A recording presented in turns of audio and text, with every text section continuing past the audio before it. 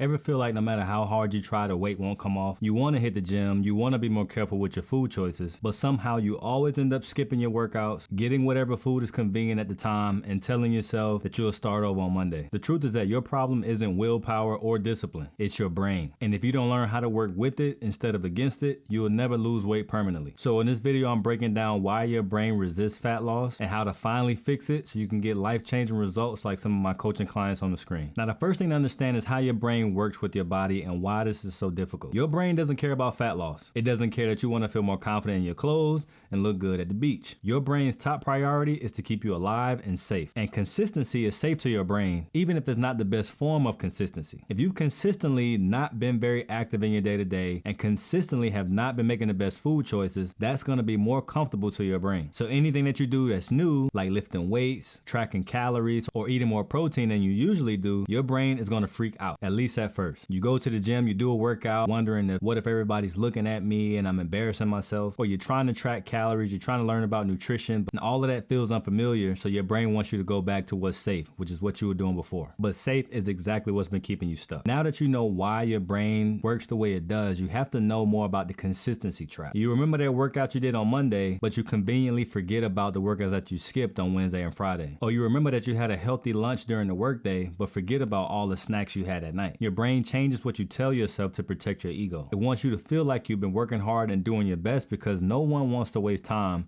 on any goal. And you probably have been trying hard, but trying hard is not the same as being consistent on a plan that's going to get you results. You'll get better results by being consistent on some small habits on a daily basis instead of trying to work hard on many different things at once and not being consistent at any of them. That's why I have my clients track their consistency purely off of numbers. That way we can't lie to ourselves. For example, they know that if they hit their calories and their protein on a regular basis, they will lose fat. They also know that if they increase their reps and their weights over time in their workouts, that they're going to build muscle and get stronger. And these are things that are purely based off of numbers, not emotions. That's why we don't chase perfection, we just chase the numbers. Now, once you separate emotion from action, that's what's going to start getting you results that you want. So to help you get started on that, pick 2 things to start tracking this month. One for nutrition and one for training. For example, if you already know your calories and protein targets, then try to hit those numbers at least 5 days out of the week. And if you don't know how many calories and how much protein you should be eating to lose fat, click the link in the description for my caloric deficit guide and I'll email it to you for free. Or for training, track your reps and your weight for each workout that you do during the week. At the end of the 4 weeks, review what you've tracked. Now you'll see progress either in your body or in your awareness. And in my opinion, being more aware of what you're doing is going to be way more valuable for what you learn in those 4 weeks compared to any changes that you see in your body. Because a lot of people stay stuck with their weight goals because they just aren't aware of what they're doing or how much they're consuming on a daily basis. Now, even when you start to gain some traction, even when you start to be more consistent, your brain is still going to lie to you. And it's not because you're lazy, but it's because success feels scary. It's intimidating to step into a newer version of yourself. You look different, you have to get new clothes, people treat you differently. All of this is intimidating. One of my clients was being consistent for weeks and weeks. She got to a weight loss goal and was really happy with her results. But I knew that if I was to start working with her as soon as she got to her goal, I would have been doing a disservice to her. Because hitting your goal weight or hitting your goal body is just phase 1. After that goal was reached, I knew that that wasn't the norm for her. I knew she would need a settling phase to get used to that new weight, to get used to how her clothes are fitting now, and to get used to the new confidence that she had. She needed time to get comfortable with this new body and not to treat this as a temporary win,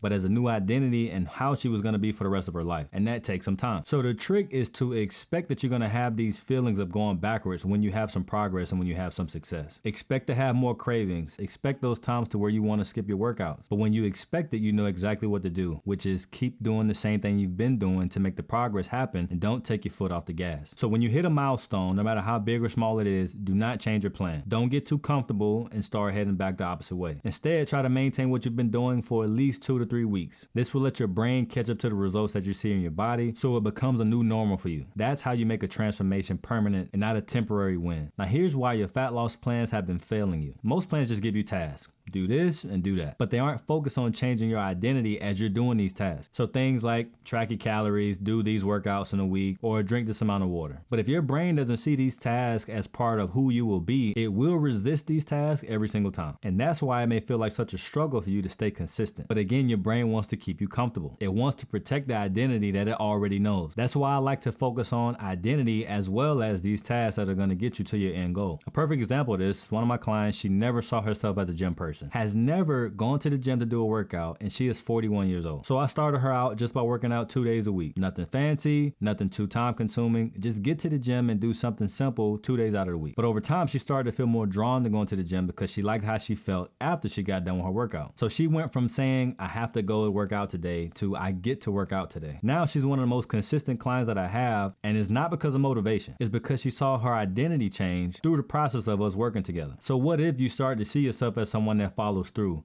Or what if you start to see yourself as somebody that understands nutrition so well that they have the freedom to eat what they want and still maintain their body? When your brain starts to believe these things, it's easier to adapt these habits. So here's how to rewire your brain so you can adapt these habits and get lasting results. The first thing is you have to start small. Your brain doesn't like to be overwhelmed. So pick one small habit that you could do on a daily basis and not miss. Maybe it's drinking 64 ounces of water in a day, or aiming to do 5,000 steps in a day, which isn't a lot. Every time you follow through on something like this, your brain starts to develop more trust into the habit that you're trying to create. You also need to be forgiving with yourself. Instead of obsessing over rules and guidelines, just focus on the mental blocks that are keeping you stuck. That fear of failing, or that common one, that all or nothing approach, will prevent you from achieving anything. So instead, celebrate the small progress and the small wins that you do get, and don't worry about being perfect. Now, even after adapting these habits, this could create another issue that I like to call invisible progress. One of the hardest parts about fat loss is that your brain wants instant proof. I mean, we all do. We don't like to work on something and feel like we're not sure if it's actually doing this job or not. Your brain wants that scale to drop now. It wants those jeans to fit better now, which isn't realistic because changes in your body take time and a lot of consistency. You didn't get overweight in 6 weeks, so you can't expect to get all the weight off in 6 weeks as well. So when these quick results don't happen, your brain starts to panic again. Maybe this isn't working, or maybe I'm not built for this, or maybe I'm just meant to be fat. But just because it's not visible yet doesn't mean that changes aren't happening. Every day you hit your calories and your protein, every time you hit your workout, every day that you hit your step goal, that's like planting a seed. Muscle tissue is building, fat is being burned, your metabolism is adjusting, and your brain starts to learn that these things aren't dangerous, but they're actually amazing for you, and you're gonna crave more and more of it. You don't plant the seed and go out every morning and dig it up to see if anything's growing or not. That would be crazy. What you do, you plant the seed, you water it, you make sure that it gets sunlight, you make sure that the area around it is taken care of, and then you're patient with the process, because you know that as long as you take care of the soil and you take care of that seed, that fruit is going to come out eventually. And that's how you have to treat anything related to getting to the best shape of your life. Now, if you need help knowing how to create that one habit that's going to compound into other habits to change your body for good, click this video here where I explain exactly how to do that.